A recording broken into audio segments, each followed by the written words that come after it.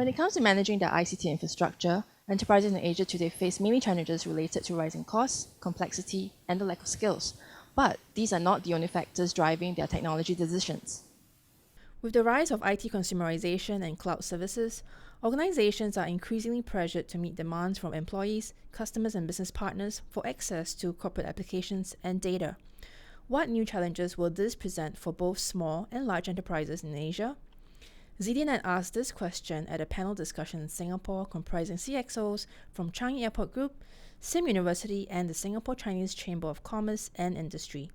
The event is part of the TechBizz series of panel discussions, which will also be held in Sydney and Mumbai in the coming weeks.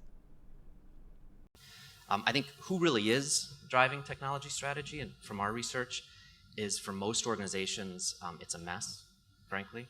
The CIO is being hit by all these different forces, right? The customer, the business, partners, and what's changed, I think, is that in the past they could hold that at bay, and now they can't because you have this business-ready self-service technology that everybody's grabbing. So it's, you know, the CEO came in with an iPad 4 years ago, and he was told, look, he or she was told, you cannot use this. And he said, well, think again, I'm going to use it, and you're going to figure out how to make it work. And that's when everything started to change. So I don't know if I'm answering your question, but what our data shows is that it is now very, very messy. And I think that a lot of organizations are figuring out what is the best model to drive IT. I think the challenge to CIOs is real. Traditionally, I would say that CIO feels that they are the people who will translate business strategies that is subscribed by somebody, usually owner or whoever, and realize them in the technology way. So when you have somebody else playing that role now, which is basically what our SaaS, our Google, and our other online facilities, and the users now have choice. The CIO lose control. The CIOs can no longer today tell people that, oh, you cannot use Skype. You must only use my video conferencing system. Right. Users just go ahead and do whatever that's necessary. And so sometimes the role of a CIO becomes a little bit confused.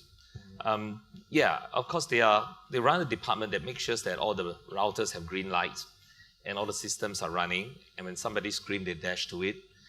But the ability to, the communications or the ability to dictate what the company should implement, they are kind of a step away. For a CIO in an organization that does not align with the vision, it stands for career is over. That's CIO. right. Career is over. Okay, clever. So if you ask me what is the pain point, I think the availability of the system in the airport is most important to us. Take, for example, the passenger when they arrives at the airport. The moment he gets out from his car or from the taxi, he walks up to the check-in counter. The next thing you realize that the check-in system is not working, and then there's a long queue. That instant, we lose our reputation. We lose our customers' trust in us to be able to deliver world-class service. Mm-hmm. So there are certain systems that in the airport we consider as a critical. Check-in system, for example, your baggage system. You can't imagine that when you want to drop your bag, we tell you, sorry, the bag drop system is not working. You have to carry it yourself to the plane, so forth. So that is not acceptable. By whatever standard, it's not acceptable. So the availability of the system is very important. And how we actually manage all this diverse system, we adopt the architecture approach, where we talk about 4 layers, starting from a business architecture that is talking about highlighting what are the business outcomes they want to achieve, the information architecture, how the information flow from one system to another to make sure that we have a very good integration interface. The third is actually the solution architecture, to make sure that we have a robust system in place to be able to reuse and allow system to develop right from the start and not as an afterthought, such that they can integrate properly. And the last thing, of course, is the technical architecture, which embraces the different technology, security, and so forth. The CIO's job then is really to articulate this architecture to the various people, from the business to the technical people, to make sure that all of us are aligned, and then we deliver IT to achieve the business outcome. So I wouldn't think it's a mess. So CIO is definitely not career is over. Yeah, and I think most important is to make sure that all systems run round the clock in harmony to Right. make sure that the system up, passenger come in, they enjoy the best of service they can get, and then they smoothly transit through the boarding, from the check-in all the way to boarding the plane. Employees today access corporate data and applications via their personal devices, with some turning to cloud services such as Dropbox and Evernote for work, and sometimes without the knowledge of their IT support. Add to that the rise of social media and other user-generated content, valuable corporate data could now be residing across different platforms and devices. We asked the panelists how this is changing the way data is collected and analyzed for business intelligence. We have something called the e-portfolio for our undergraduate students. We are actually starting off with a small group of them. By tapping, or no, I shouldn't be using the word tapping, but by looking at what they do in the in their profile, e-portfolio, we are able to analyze and correlate the study patterns. Take for example, in the use of business analytics software, we can correlate the future performance or the performance of a particular student based on what are the causes and what are the various the past performance, as well as their participation in online learning. That will give us a good idea of how much or what is the value of social media in addition to all the various platforms that they could have and contribute to the positive learning outcome of our graduates. Yeah. One of the things that that we see and we suggest as a company start making use of the data they already have inside their company. So, only about maybe 5 to 10% of in-house data is actually used and analyzed properly, and that's a much easier, cheaper, logical place to start, we think. And it's almost like training wheels. You can leverage that and then go out with some of the social media data. I think if you look at the reality of where the business benefit's being drawn, we hear about social media data 90% of the time and internal 10%, but if you look at the business value, it's inverted, right? Yeah. That it's the internal data, as I think you said, a lot of the data at the airport that can be leveraged for it. So we think that it's best to start oftentimes with internal data. It's a matter of trying to understand what you can extract from the information that you have. However, doing that is not easy. I would say that most SMB actually goes to the cloud and goes to the public domain for such information. Not so much on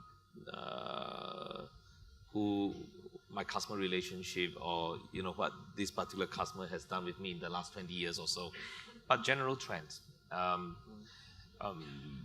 Polling, getting a way to reach the customer that they normally do not have. We see many SMB, in a few years ago, SMBs that has their own websites are a minority. We have only about 30% of SMBs have a website. How few years ago is that? That must be about 3-4 years ago. Okay. Not too long ago. Okay. Yeah. Today, most SMBs have Facebook page. They don't have a website, But they have a Facebook. And that allows them to collect information too. Insights, yeah. Insights. They call up their friends, like, and then connect through their networks.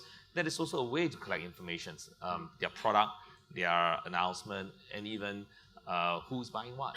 So yeah, many are doing that, and not very big companies too. 3-man, 5-man, 20-man people. Most of them have something that has already out there and running. I'd just like to get the opinion of the panel of what they think is the comfort factor for SMEs to start using telco providers as the source of their business applications.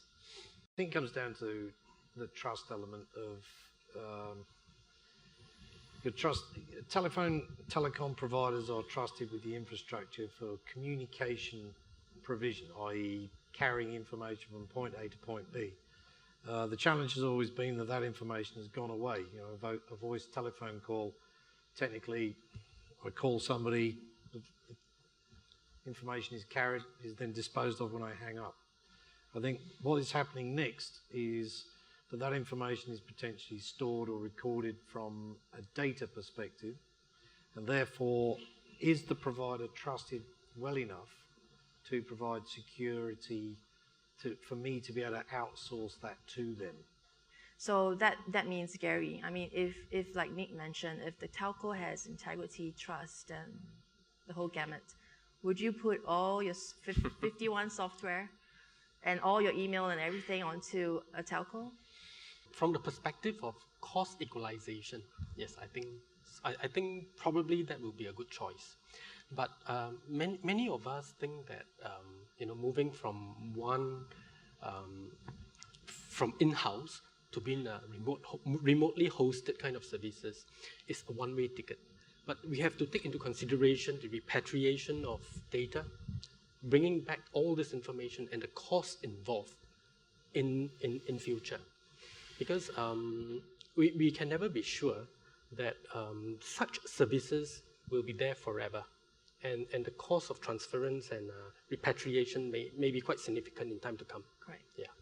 We may be at this infancy stage of cloud, but inevitably, I see that it must happen. Why? Because I'm a user now. It makes a lot of sense. There are limitations, but the benefits really outweighs the limitations. And I know the limitations are not issues that are so big that it cannot happen. Within our chamber's members, a few years ago, we talked a lot about cloud. And one of the biggest objections about going cloud is because, the cloud provider is Singtel. It belongs to the government. They will know my accounts and then they will report it to IRAS.